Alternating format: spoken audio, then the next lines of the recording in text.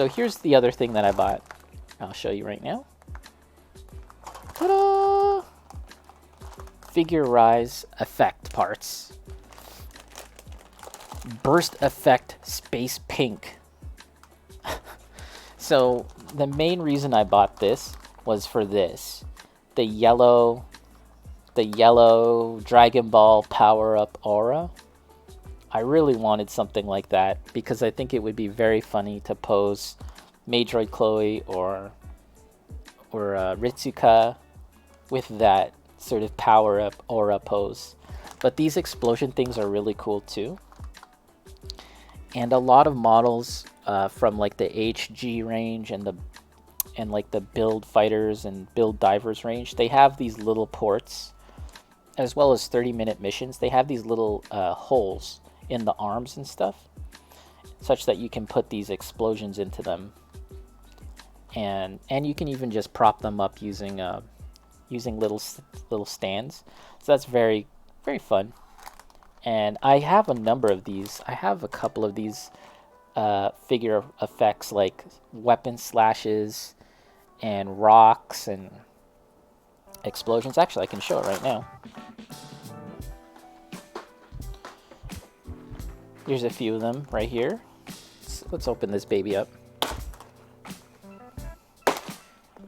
And I've actually had some fun taking photos of some of my Warhammer models with these like laser effects shooting out of them. It's kind of fun to mess around with, as well as I'm eventually going to try that out with Ritsuka and my other models. This may look like doo-doo, but it is, I can assure you that it is rocks. And yeah, I have another case, another container with like stuff that doesn't fit in here with like the slashing power effects and stuff. It's pretty fun to just mess around with, and they're fairly inexpensive, so you can just kind of mess around with that stuff and take some cool photos with them. So, how about we try and build some of this stuff just as a change of pace?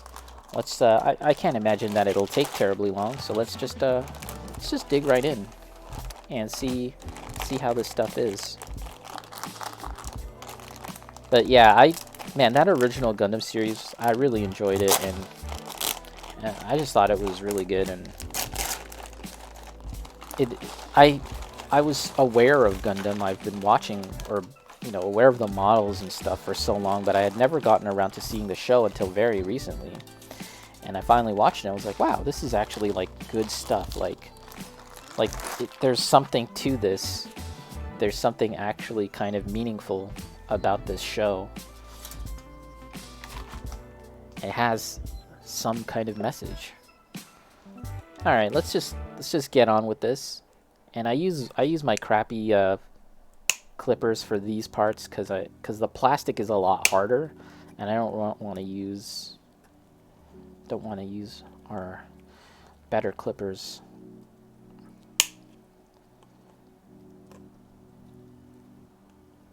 Speaking of Gundam video, I'm watching Iron-Blooded Orphans. Yeah, so I've watched like the first 1 or 2 episodes, but I haven't gotten around to watching the rest. It's definitely on the to-do list. I really liked what I had seen, and I was saying just now that I've watched other shows, but they just haven't clicked with me in the same way that the original series has.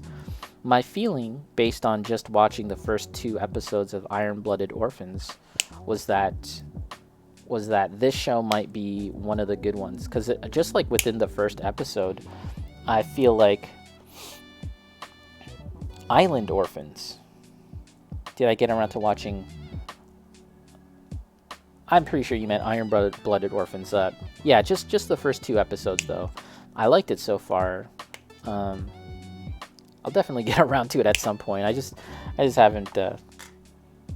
Oh, you do it with voice? Are you chatting with voice? That's pretty cool. I didn't even know that was possible.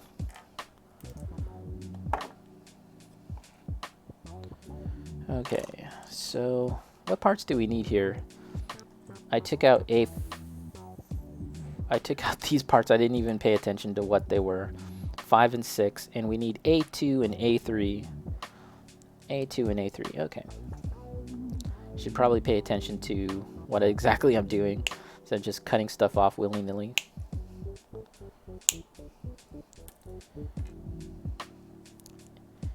Yeah, I will definitely get onto those at some point.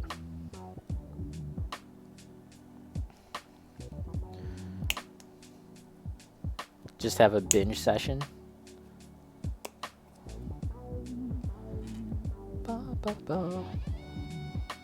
My laptop has voice messages, but you see why I don't use it.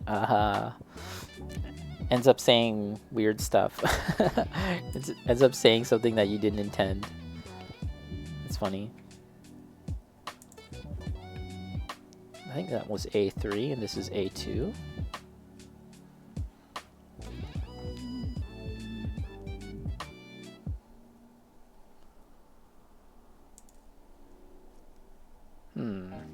What am I watching now? In terms of anime, the two main shows that I'm watching is Aharen is Indecipherable, which is sort of like a slice of life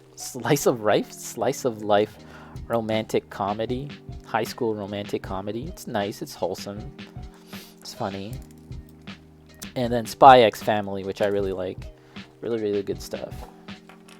I don't know if you guys have seen Spy X Family. I don't know if I could recommend Aharen. It it seems like it might be an acquired taste, but Spy X Family, or Spy Cross Family, I don't really know how it's pronounced. That's an easy recommend. I think that most people would enjoy it. Slice of rice. Yep, slice of rice, baby.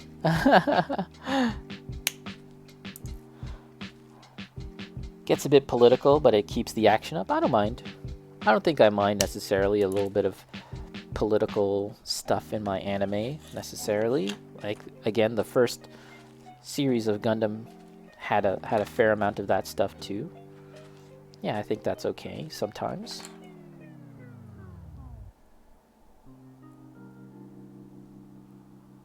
You've seen the edits of Spy X Family. Okay. Is that where they just like summarize the show and stuff? Where is my knife? Here it is.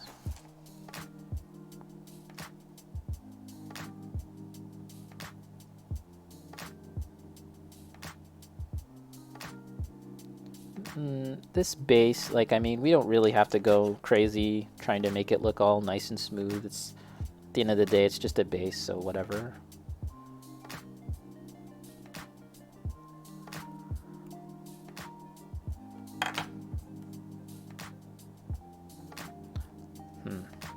Even though these are my crappy clippers, I feel like I should buy a new set of crappy clippers because this stuff is getting torn up.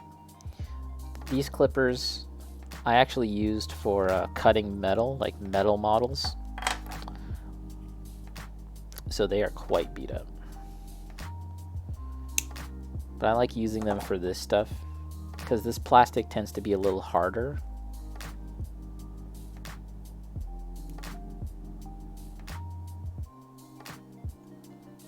Okay, good enough, good enough. And I think... it's on Instagram. It's more Kudelia talking about the Mars people. Oh, the Mars people.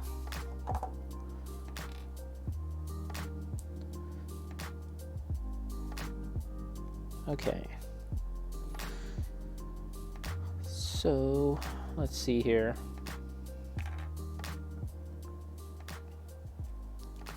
This goes like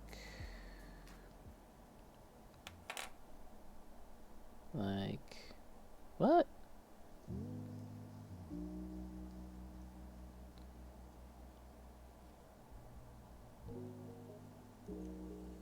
Like this? Fit the parts together securely. Ooh, this... Oh, this doesn't move. So if you want to change the position, you have to take this out and reposition it, because it's like a hexagonal slot, peg and slot. Interesting. Now let's do this.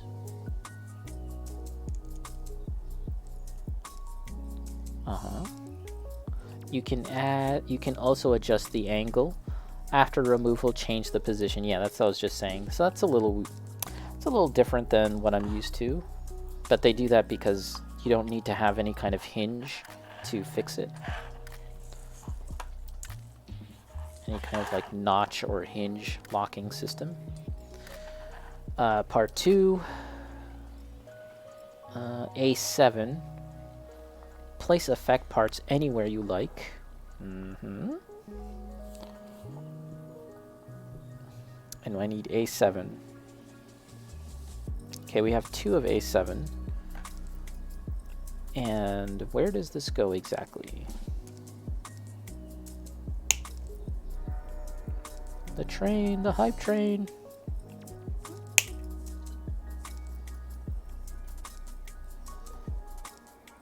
Oh, that reminds me, there's another thing that I wanted to do. Let's add another sound effect to the rewards. I have a couple of them are from video games, a couple of them are from anime. And I wanted actually something very specific from a sitcom. I was looking for Ray Romano from the hit family sitcom series Everyone Loves Raymond. I was looking for whenever he says, "What are you talking about? Ma, what are you talking about?" I was looking for that, but I couldn't find it. I thought that was like a classic line from the show. And yet there was no one that had a clip of it. I mean, it's not like I scoured the internet for it. I looked on YouTube. I was expecting, like, you know, someone to clip it, and yet there was none.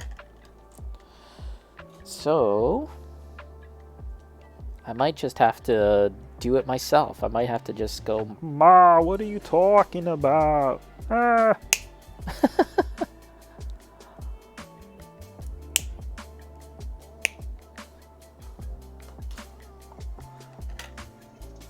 But yeah, I was thinking I could get something from Thomas the Tank Engine too. For the hype train. The daily hype train. So there's A7. These are used for attaching the effect parts, but I'm not really sure how exactly. Let's just stick them in here for now. It says, place effect parts anywhere you like. Oh, could you put them here like this? Oh, I see. You can put them anywhere you like. Oh, okay.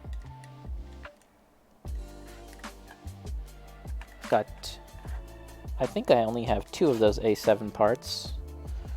Oh no, this is A7 as well. Okay, so we have 4 of these A7 parts.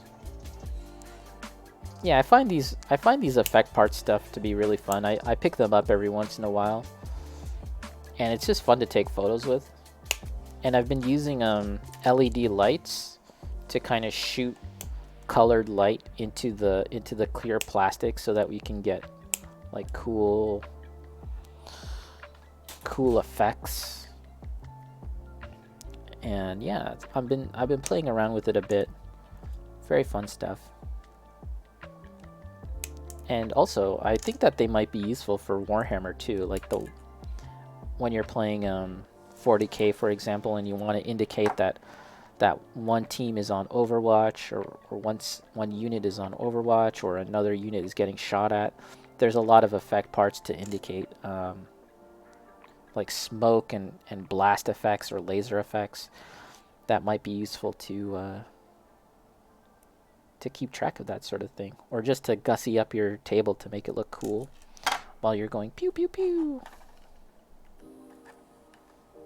I don't really know where to stick this stuff right now, so let's just stick it here for whatever reason. There we are.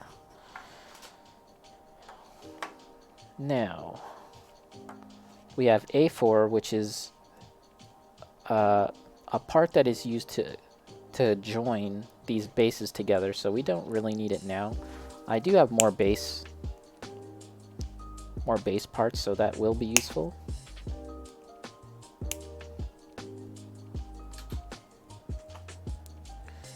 And yeah, it's kind of good to just organize all of this stuff into a single container so you can have all of your effects parts and all the these little doodads for joining the parts. You can have that all together and sorted out.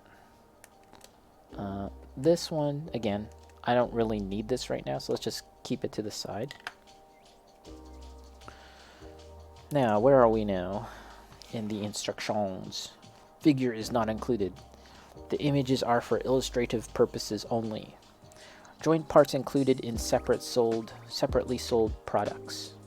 A10. Okay, so it looks like A10 is intended to go into...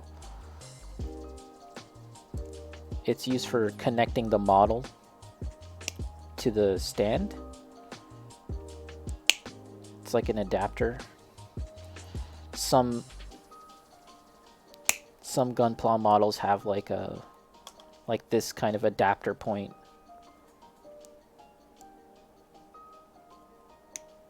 Sort of in their crotch, so to speak, that you can use.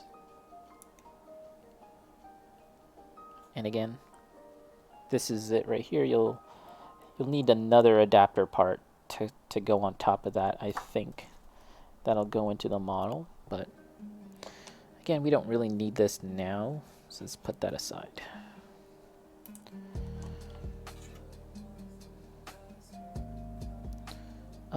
Okay, pay attention to sharp parts. Be careful when handling. This is the aura. It's very, very... It has a very neon look to it. And I wonder if it's like glow in the dark. Because I feel like... Yeah, like I'm kind of holding it underneath my desk right now to see how it looks. And it does have a bit of a glowy look to it. Let me try and turn off my lights here. I'll leave the main light on, but let's turn off the my side lights here and maybe close the blinds and see how that looks. Let's close the blinds. Yeah, it's a little hard to tell for you guys, but yeah, it does seem like it glows a little bit. Interesting. Let's get the light back on now.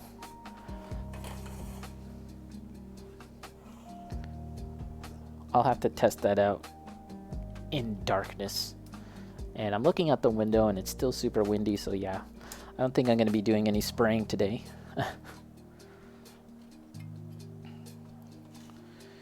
Okay.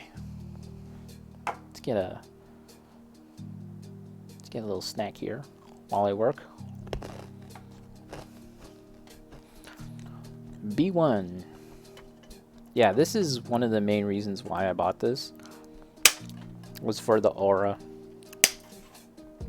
The power aura. It's too good. Too good to resist. I'll definitely take a picture of Ritsuka with her Boken powering up for an attack. B5. Let's just arrange these in the way that they're kind of suggesting that we put them in.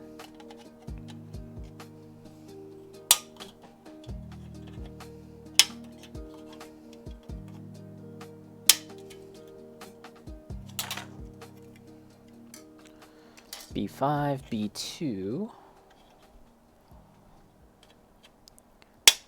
I think a more yellowish looking aura would be better. Like, if you really wanted that like Dragon Ball kind of look, but this is fine, this is fine. It is fine, I'm not complaining. B3.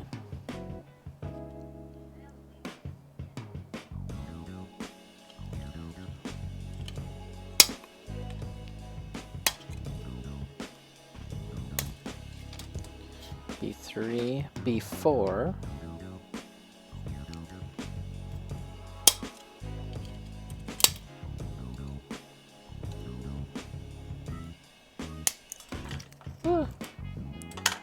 B4 and B6.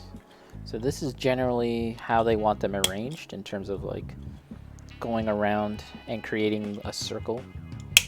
But, you know, it's up to you, of course. Merely a suggestion.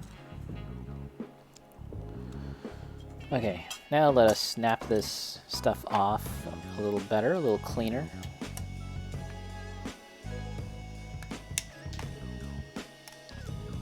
Ooh. Some of it's coming off pretty easily.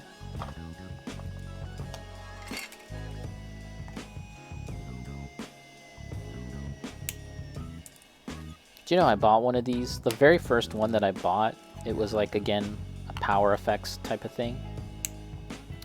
And one part broke in the packaging, like one of these pointy parts, like it just broke, unfortunately. Because again, this type of plastic is a lot more rigid, I guess. And all of these little pointy parts, you know, it's liable to break. But fortunately enough, we did not run into that problem today with this.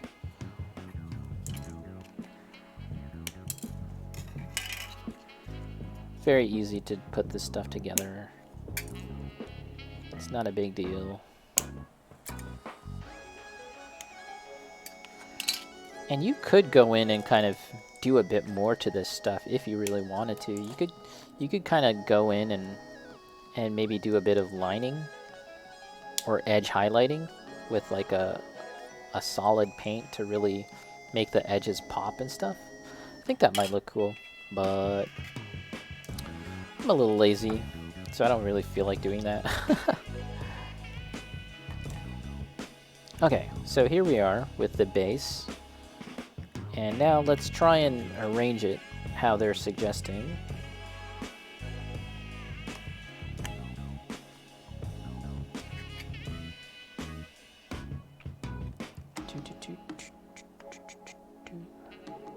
Something like that.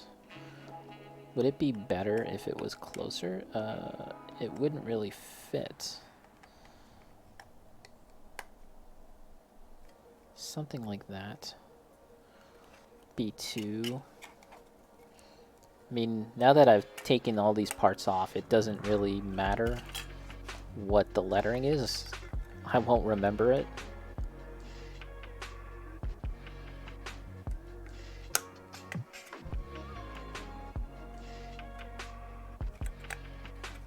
Okay. And is this right? I don't know if it's right, but we're gonna carry on.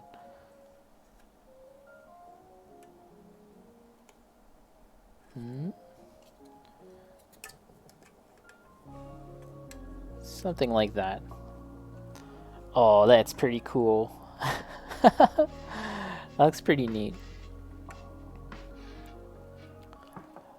Can't you just imagine a King of Fighters character like going rah, or a Dragon Ball dude? So let's wait before we put someone in the center. Here. Yeah. Beholder Senpai. It's powering up. Wah. This is very amusing to me. I guess I'm easily amused. Okay. Let's put this aside because it's rather large. I don't really have anywhere else to put it, so let's just put it here. Let's get another little bite of something.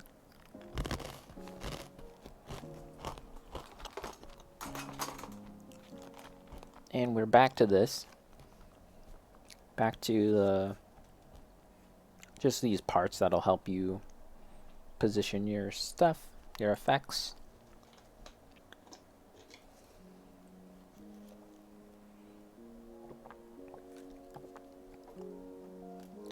Display your models with your favorite effect. Yeah, in the picture here they show like this rubble, which is really neat. I don't have that. I have these big boulders, but not like this one here in the picture. Looks like concrete and pavement flying around, which is really cool. And If I ever find that, if I ever see that, I might just pick it up because it's kind of fun. It's fun to mess around with this stuff. Again, let's see, A9 and A8. Oh, I'm looking at this backwards.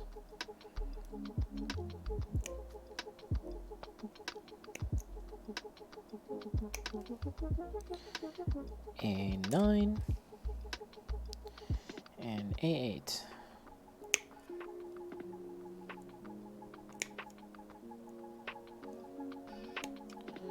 There you go.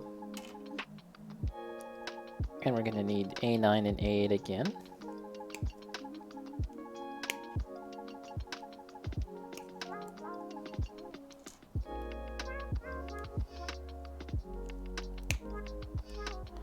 So, was it yesterday or the other day? Capcom, yeah, it was the other day. Capcom had an event where they were celebrating 10 years of Dragon's Dogma. And Dragon's Dogma is a game that I really enjoy. It's a bit of an acquired taste because it's not quite a Souls game, and it's not quite Elder Scrolls, right? Or The Witcher. It kind of inhabits a very different space compared to those games, but I really enjoy that game. It comes from Itsuno, Hideaki Itsuno, if I'm getting his name right, who's basically the shepherd of the Devil May Cry franchise. But Devil May Cry was not a game of his own invention from the very start. That game was created by Kamiya, Hideki Kamiya. But Itsuno kind of took over the reins and has really shepherded that series to a state now where it's just very successful, and it's just a really good series of games. But Dragon's Dogma is his baby. Like, that's the franchise that he's created from the ground up. And I've always called it like my dream game. It's just sort of like the perfect mix of things that I enjoy in terms of like the action, very Devil May Cry like, and like just a bit of story, not a lot, but enough to get you going. And there's an open world. To be honest, the open world isn't super amazing. But anyways, like it's just a series that or a game rather, because there's only been one until now. Because yeah, they've celebrated 10 years of Dragon's Dogma, and at the very end they finally announced a sequel to the series. Dragon's Dogma 2 is happening, which is very exciting. There's a lot of people like me out there that have been kind of waiting on more news about the series, a sequel. Rumors have been flying around. There was an Nvidia leak, but finally we've gotten to a point where yes, it is actually happening.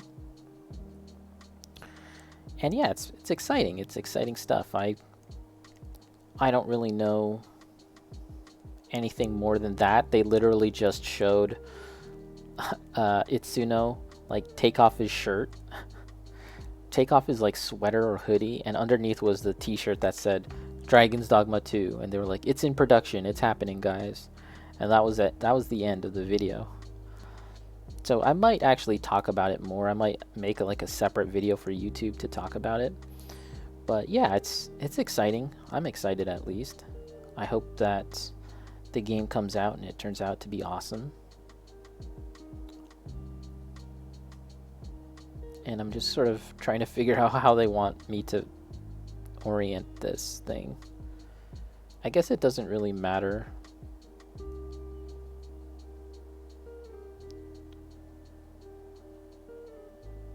I think I may have put the wrong one.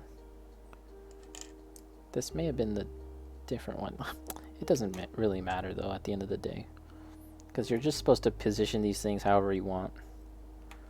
And again, this is all just to help you put these like extra pieces on it. Explosions. But yeah, we know that it's going to be running on the RE engine, Capcom's proprietary engine that first debuted on Resident Evil 7, I believe, and then it's been used on a lot of different stuff since, including Monster Hunter Rise on the Switch, and Street Fighter 6 will be using it, and now we understand that it's going to be used on Dragon's Dogma, which is really interesting because that's an open world game. And so to this point we haven't really seen what the RE engine can do on with an open world, because yeah, like the closest thing would be Monster Hunter Rise, but even then that's not a true open world game, right? So it should be interesting. I think the programmers at Capcom are talented enough to really make that engine sing and get as much as they can out of it, much like, you know, they're using the RE engine for a fighting game now, and that has a very different set of demands, right, compared to other types of games. So yeah, I think they can pull it off and do something special. I'm excited. I think that they could do anything at this point with Dragon's Dogma, and it'll be hard for them to deter me. Like, they could really swerve and change things up and make a very different feeling game. And I'd still be interested in checking it out. I'd still be interested in seeing what's going on.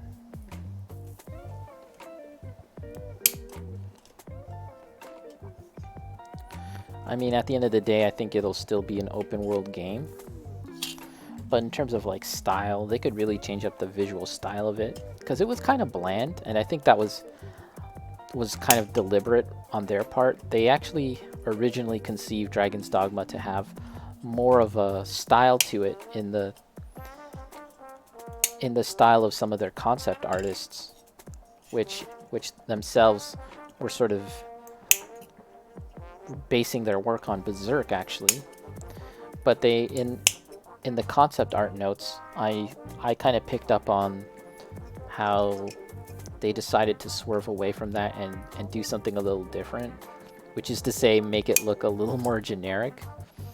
And yeah, I guess that was their choice to help it look more realistic at the expense of maybe a sense of style. Right? Because they kind of wanted it to look like maybe Lord of the Rings or something, you know, in terms of like the color palette and the fashion and stuff. Kind of grounded. But I think with this new game, I feel like they should just go whole hog and change it up if they need to. Go whatever direction they want to. Especially in light of other fantasy games having their own style too. You know, when you look at something like Dark Souls, there's a very clear sort of direction with the Dark Souls art style, right, which is kind of leaning into horror and misery. I don't know how you'd call it, but yeah, I feel like there's room for a game to look different. Not necessarily that Dragon's Dogma 2 needs to look like Dark Souls, just that it needs to have some kind of thing going for it, whatever that might be.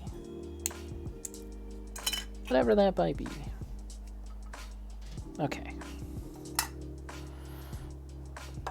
let's just kind of go over these effect parts and kind of clean it up a bit.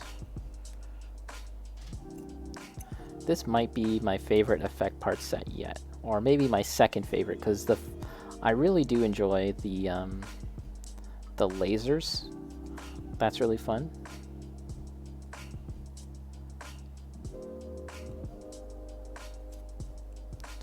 And, you know, to be honest, I haven't really fully gotten the most out of any of my effect parts. Like, I've taken photos, but I haven't really gone whole hog into trying to make like super awesome photographs and playing around with lighting. That's all stuff that I need to kind of practice and mess around with more. So yeah, we're gonna do that at some point. We're gonna really get into that, dig into that. So we might wrap things up once we finish this set, finish this little mini set. It's a short stream today. I'm kind of coming back from the IL, the injury list. Taking it easy. Maybe just maybe we'll be back tomorrow to play some games. I always threaten that I'm going to play games on stream, and I haven't done it too much, to be honest, as much as I'd like. But tomorrow might be the day. Ninja Turtles came out, super awesome. I played just a little bit of it, just a little bit, because again, I was not feeling super great. So it very well may be time to get back into turtle power. Turtle up. That's not a phrase they ever said. Turtle up. Let's turtle up, guys. But yeah, it's really good so far. And Night Trap was playing that earlier, and he was just hooting and hollering while playing that game. I mean, he wasn't playing by himself. He was playing online with a bunch of other regulars that come into the chat. But yeah, that's cool, man.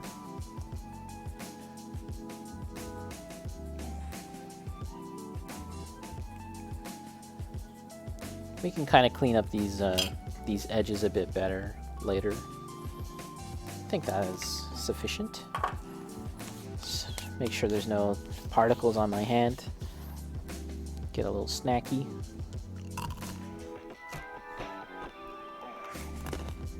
Okay.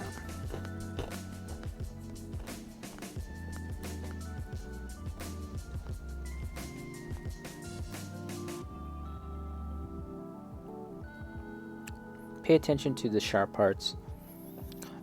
Essentially, they're saying that you can attach these explosions any which way you want onto this tree here, you know? And you don't have to arrange the tree in any specific way. You can just do it how you want. But it sounds like you can also connect these parts. So let's see about that. How does that work? You just go like that. Oh, but there isn't... Oh, okay. There's a small connection point, but you can also just leave it. Is there a hole there? Oh, there is a hole.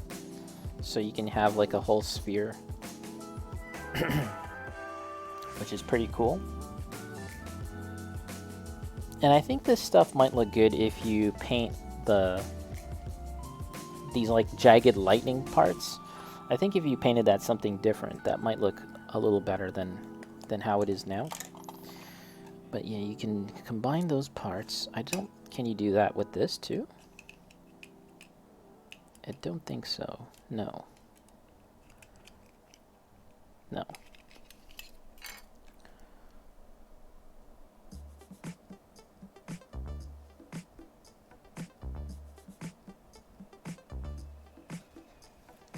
These images are simply an example. Yeah, I think the rest is pretty straightforward.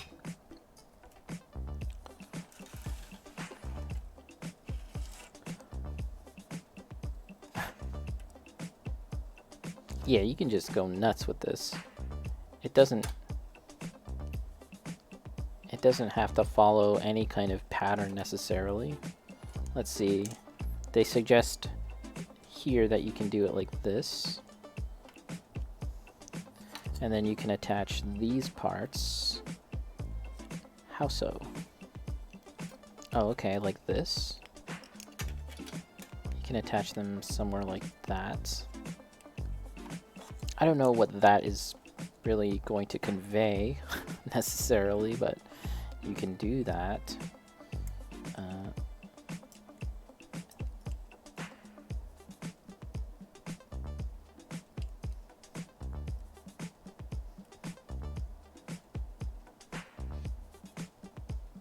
Explosion. You can have the Majoid action vacuuming up those dust clouds. Yeah. Yeah, man.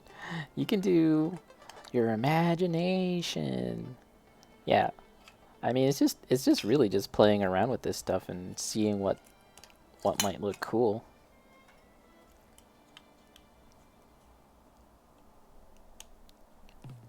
Yeah, man. That'll be when I finally finish painting her. We can really kind of have a lot of oh shit. Drop the one ball. Let's grab that. Yeah, once I'm when I'm done, well, can't talk. Once I'm done painting Chloe, we could really mess around with that. I mean, Ritsuka is more or less done, so we can definitely mess around with Chloe. Sorry, Ritsuka. Let's see.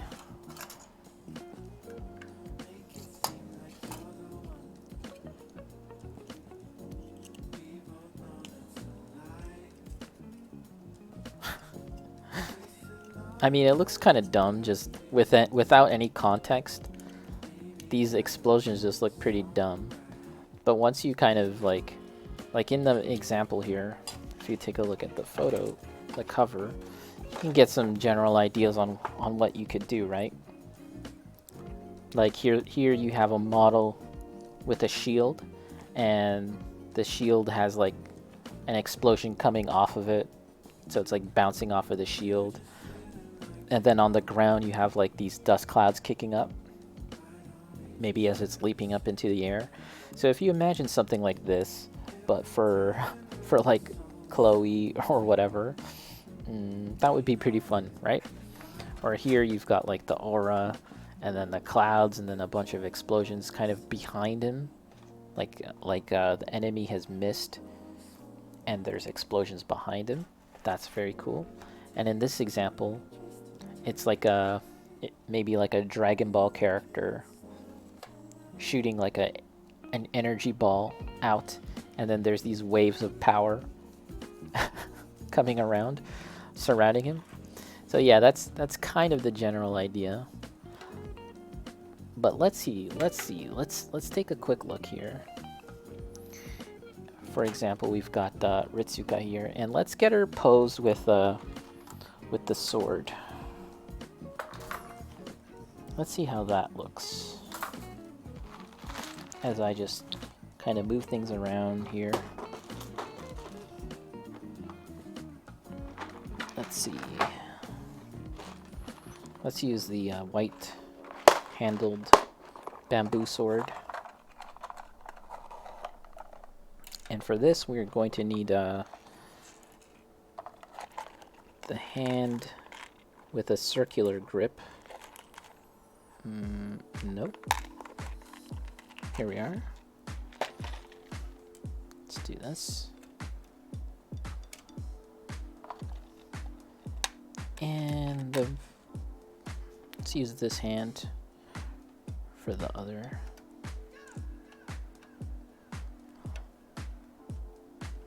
This is the fun part to me, is like coming up with poses and taking photos and stuff. I find that very fun.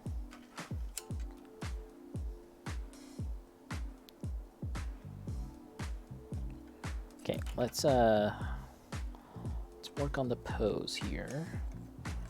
Maybe we should use a different skirt, maybe? This is like her normal kind of flat skirt.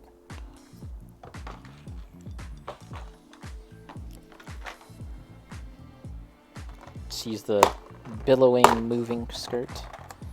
That might be more exciting. Make sure I don't have any paint on my hands as I'm doing this, because that would be bad.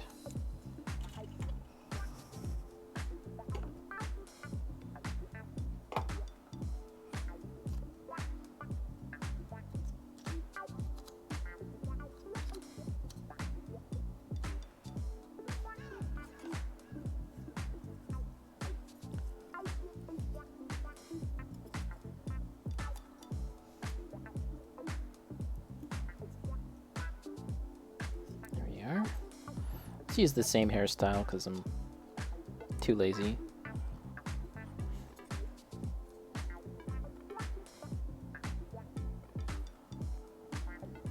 And let's change this hand at least.